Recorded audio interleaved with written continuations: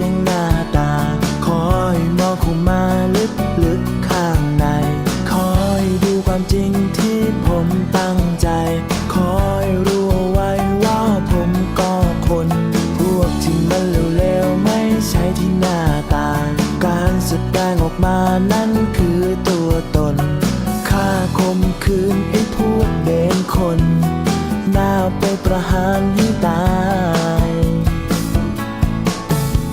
ผมแค่สักเล็กน้อยหน่อย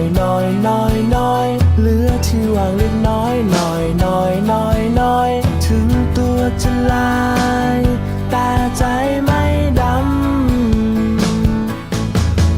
สักคิ้วแขนขาตาดูไม่ดีศักดิ์ศรีของผมไม่ใช่หน้าตา